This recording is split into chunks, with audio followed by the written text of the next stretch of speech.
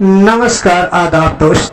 आप देख रहे हैं स्टोरी टेल। मैं आपका दोस्त मोनो एक बार फिर एक नई कहानी के साथ हाजिर हूँ।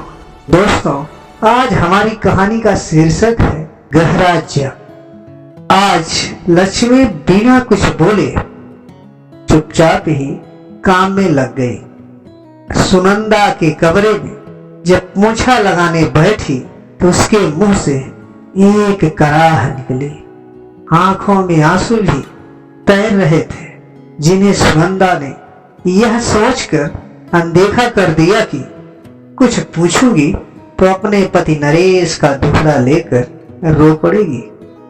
नजर फेर कर मेज से जैसे ही सुनंदा मैगजीन उठाने लगी, एकाएक उसका ध्यान लक्ष्मी के दाएं हाथ की हथेली पर गया, जो बुरी तरह जख्मी थी। ऐसा लग रहा था जैसे खून रिस रहा हो। कलाई और उंगलियों के पास तो मोटे मोटे फफोले पड़े हुए थे। सुनंदा ने सक पका कर पूछा, लक्ष्मी, तेरे हाथ में ये जख्म कैसे? उसकी आंखों में भरे आंसू गालों पर लुढ़क आए, मगर वह चुपचाप नजर झुकाए अपना काम करती रही, जैसे किसी ने उसके ओंठ सीधे हों। सुनंदा ने कहा, बता, यह नरेश का किया धरा है ना? कई बार पूछने के बाद भी लक्ष्मी के जवाब न देने पर सुनंदा ने उस पर हुई ज्यादती पुलिस को बताने की धमकी दी। तब वह फूट फूट कर रोते हुए बोली, ना ना बीवी जी, ऐसा ना करियो, ना तो पुलिस मेरे विनोद को पकड़ ले जाएगी। मैं उसके बिन न रह पा।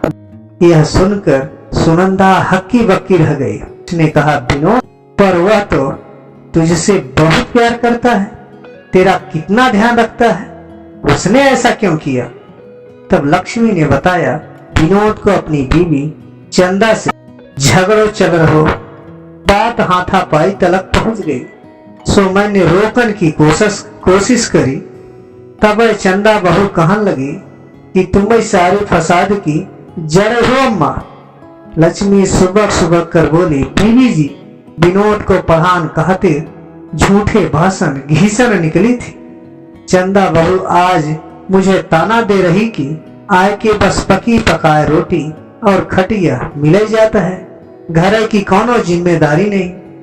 लक्ष्मी फिर फपक पड़ी, मैंने इतो कहो, आज जिम्मेदारी है तो निभावत आ रही हूँ। तुझे अपने बच्चन के पालन को कौनो घर के जूठन न धोना पड़े। सो आज ये तलक बूढ़े हाथन से झूठे भाषण घिसे रही। इतो ही विनोद गुस्से से लाल पीलो हो के उठो, कौनो आसान न करी अम्मा। और जो मेरी हथेलियां अंगीठी के जलक अंगारानों पर रख दे। कहते हुए उसकी आंखों से आंसुओं का एक सैलाब उबल पड़ा।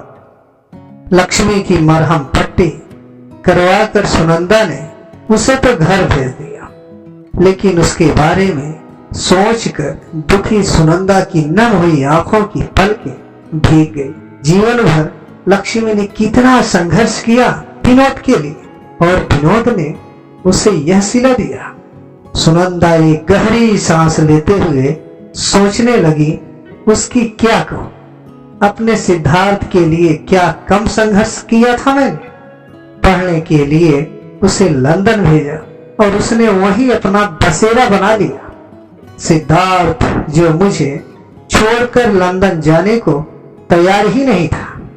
कमरा क्या, कोठरी में भी रह लूंगा मां तेरे साथ कहने वाले बेटे के घर के किसी कोने में भी मां के लिए जगह नहीं थी, जिसकी सारी खुशियां मां के इर्द गिर्द घूमती थी।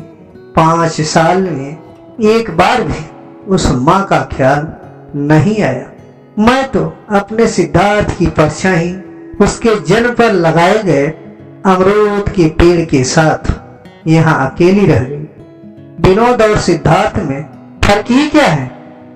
विनोद अपनी माँ के हाथ पर जख्म दे गया और सिद्धार्थ माँ के दिल पर कभी ना भरने वाला गहरा जख्म। राधे राधे दोस्तों। आपको हमारी कहानी कैसी लगी आप हमें कमेंट बॉक्स में अवश्य बताएं और हमारे इस चैनल स्टोरी टीम को अधिक से अधिक लाइक और सब्सक्राइब करें। धन्यवाद।